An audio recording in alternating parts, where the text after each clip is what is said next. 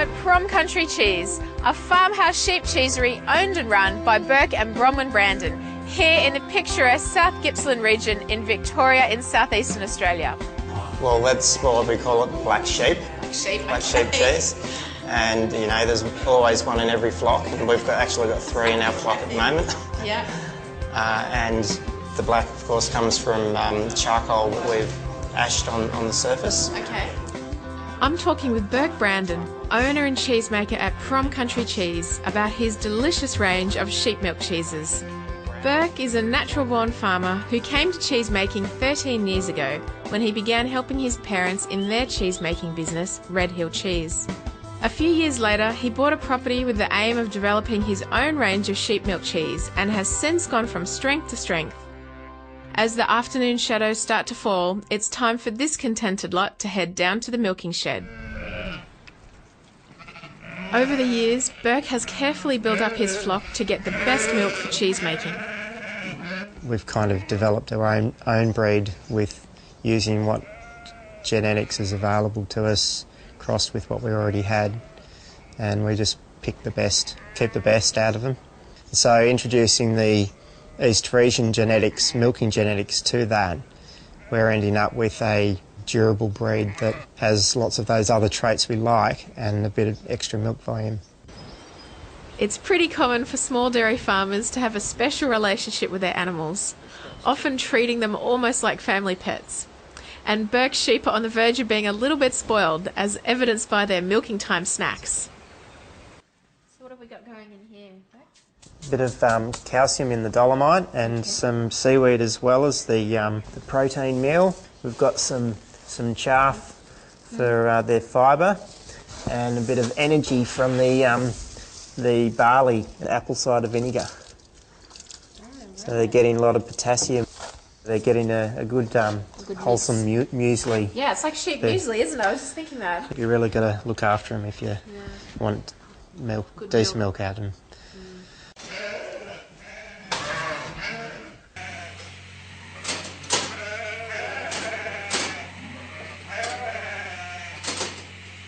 I really feel that cheese making and farming have a lot in common. The essence of it is that you're starting with a raw ingredient, either the milk or the soil, and both mediums just wants to grow something.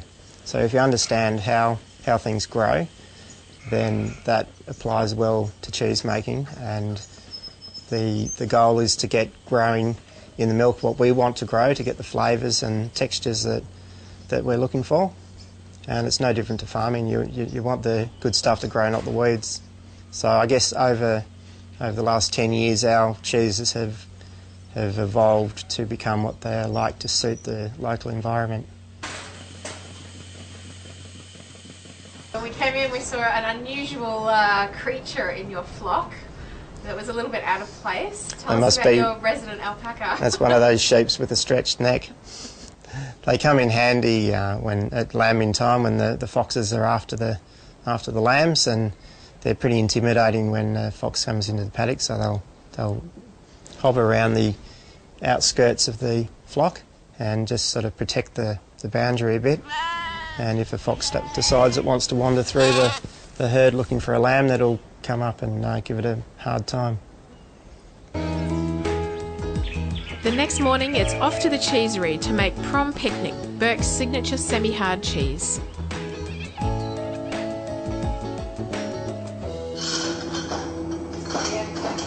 Action time. So this is a very simple farmer cheese.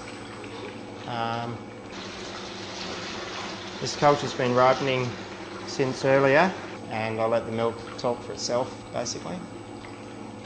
All the starter cultures and lactic acid bacteria are right ready to grow. They're at a stage where they're full of life. Do you find it relaxing to make cheese? Yeah, it's great coming in here and changing my farmer's hat for a cheese making hat and being in the piece of the cheese factory for a while. Often I can see the curd setting from the reflection of the sunlight in through the window. Oh wow, okay. And I can see now that the milk is dripping more slowly off the knife, so all the protein particles are starting to move together and separate from the whey in the milk. Within half a minute, it's already turned into curd, from milk to curd. Wow, okay. Now it's time to go. Time to cut, all right.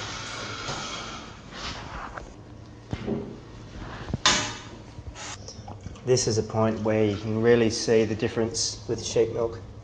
There's just so much curd Yeah, there is, isn't there? for the same amount of milk. The ratio of curds to whey is quite different. And it goes a very long way. You get so much curd, so many cheeses out of the vat. Oh, you never really get over those magical moments in cheese making of just the miracle of the exchange to change from milk into cheese. Just give it a little bit of a move around without stirring it too much. So this is the part that you can't rush. You've just got to Is that full enough? slowly clip the curd. And probably fraction more on that one there. That's about right. Sorry. Just use your hands as a bit of a basket to drain it out as it goes in. Yeah, it's critical with sheep cheese to get the smooth surface for it to be turned straight away as soon as it's made.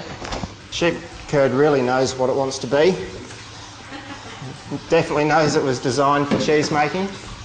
Don't get it all comfortable in the hoop quickly, then you'll never change the shape again.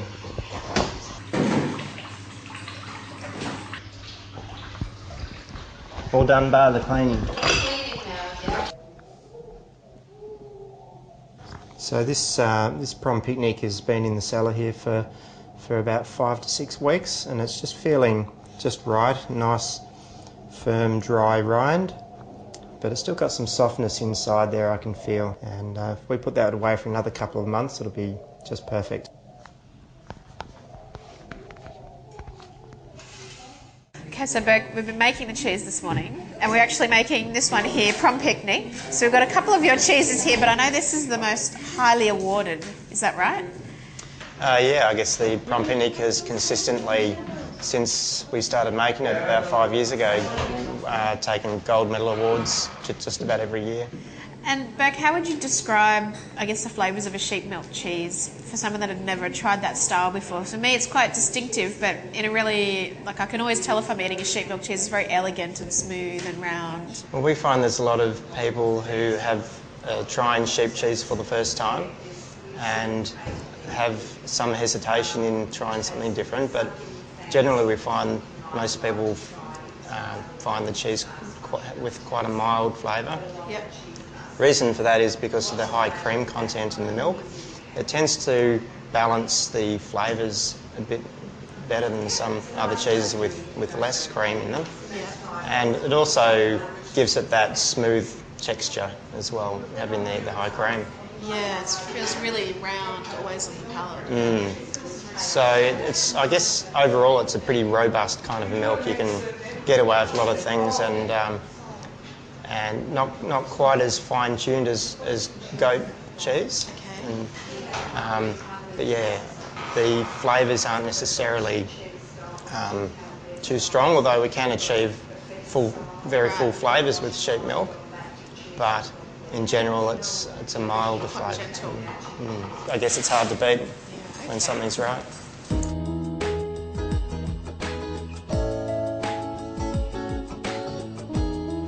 Well, I hope you enjoyed Season 2 of Channel Cheese and that our stories and adventures inspired you to get out and learn a little more about cheese, whether it's in an exotic location on the other side of the globe or just down the road at your local farmer's market.